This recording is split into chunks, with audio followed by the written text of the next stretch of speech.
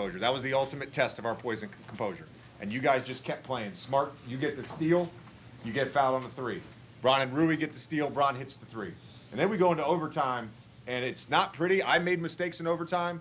We made a couple game plan mistakes. We made a couple coverage mistakes. We just kept playing. Rui, your offensive rebound, you end up getting a layup on that possession, and then Smart, you're coming in crashing, getting that layup. Bron with 13 defensive rebounds. Needed every one of them. Needed every one of them. All right? We can close this thing out on Sunday. That's our mindset.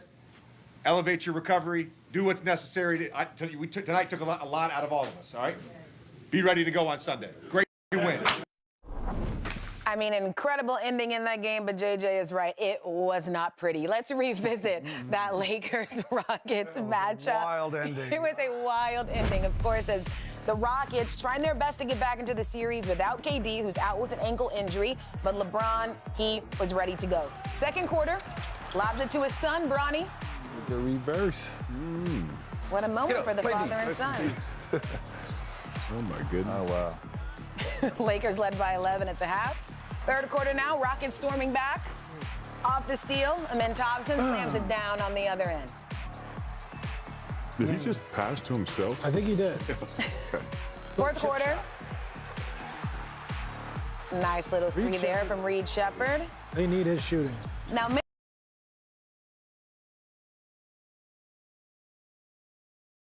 minutes ago in the fourth, Steve, this is where things got critical. Oh, this is a dream for the Rockets. We thought it was a wrap right here. Yes. Come back, you put yourself Look at that face. That face, he thought it was a wrap, too. What was... And until this. Throwing it nowhere. Then fouling. And he would make all 3 free throws. Now, 24 seconds to play. Rockets up 3. BG, what'd you see?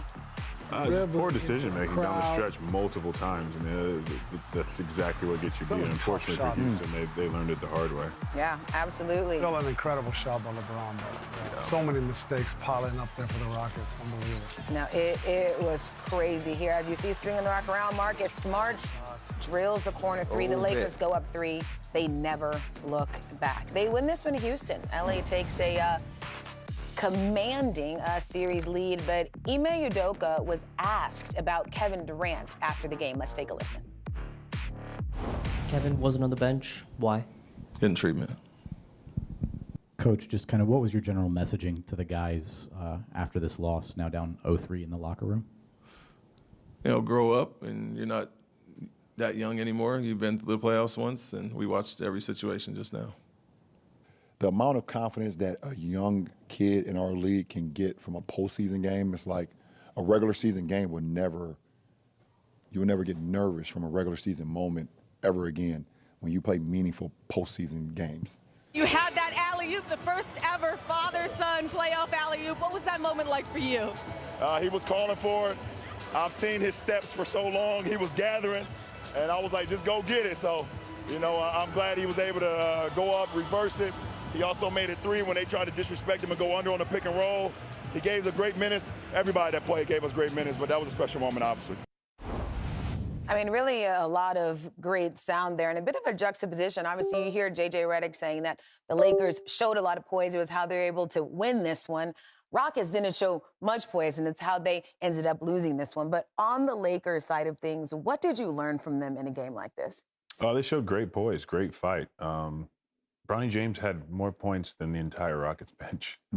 That is a terrible sign. I mean, great game for Bronny. Came in and did exactly what he's supposed to do. But, I mean, to have to go win a game like this, you got to have more production if you're Houston. And then, you know, you want to try to put a positive spin on it and call it valuable learning lessons from this game.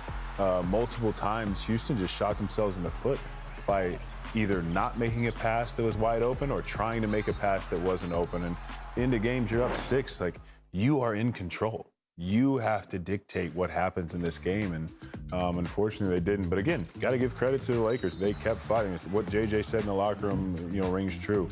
They just kept going and didn't stop, and good things happen when you play like that. The Lakers actually had a bad second half, only scored 38 points. I think the offense dried up. They couldn't shoot the ball anymore. They were on fire till half. And then I think everything was a little bit too easy for them. And then second half, they couldn't get much going on the offensive end. Şengün got going there in the second half for Rockets. And the Rockets fought, and they finally showed the togetherness we all wanted to see there in the second half. And honestly, they should have pulled that game out. There's just no way you're losing that after Şengün gets a steal, gets the dunk on the break. You're up 6 with just 30 seconds to go. That game is a wrap. So I felt a little bad, but it's kind of been their Achilles heel all year long. You know, losing big games down the stretch, losing big turnovers down the stretch, and they've lost games all year where you're like, you should have won that game. So it's some experience, missing obviously a big-time point guard today, missing Durant. So it's just a little bit their story of their season. Well, let's revisit that. And UD, Steve, tell us just what happened there in those 30 seconds left in regulation. That was really the beginning of the breakdown. Go ahead, Composure. Go ahead, point guard. Yeah. No, they don't have a point guard, really. I mean, Reed's developing. He seems more of a perimeter player than like a true PG right now.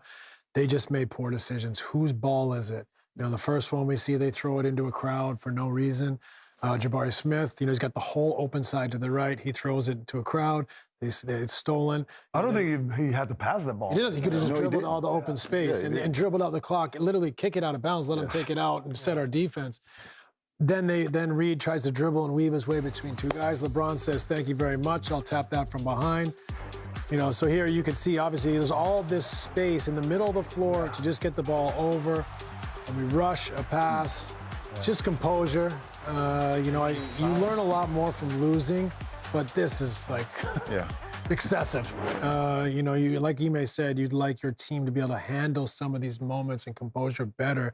But look, this has been common for them this year in tight games. Not kicking it away like they did tonight, but they've had a hard time closing and winning close games. But UD, how good are you feeling if you are the Lakers? You were able to get these wins without Luka, without Austin Reeves, and everybody just coming together. I mean, you're feeling extremely good, but I'm encouraged that Houston showed some spunk for a change. They showed some fight. They showed some togetherness. They showed some grit, so that's very encouraging. But I'm going to be honest, man, just watching this game and them going down 3-0 to the Lakers, it's like bad teams just find a way to lose. And it's, at this point in the season, you don't want to call the Rockets a bad team in the playoffs, but the way that game looked at the end, it just looked like a bad team right there. So hopefully they can make the adjustments. Hopefully you take it one game at a time. You're not going to get all 3 games back. So you play one game at a time, you try to win one game, and you go from there. But if you're the Lakers, you have to come with the finishing move. Whatever your finishing move, off the top rope, or the DDT, whatever you. I know I like wrestling. I'm sorry, Steve. You don't It's all right. I'm used to it. Whatever your finishing move is, you got to finish them when you get the chance, man. Don't give them another chance. Get some rest. You got old guys. You got guys that need treatment. You got all this going on. So finish them when you can. Well, I will close us out with this. In the last 29 years, NBA teams were 1,713-1 when leading by 6 or more in the last 30 seconds of regulation. Ooh. They're now 1,713-2. So that sums it up. Yeah, close your ears, Rockets. Well, you know all right, what? we have much more still to come.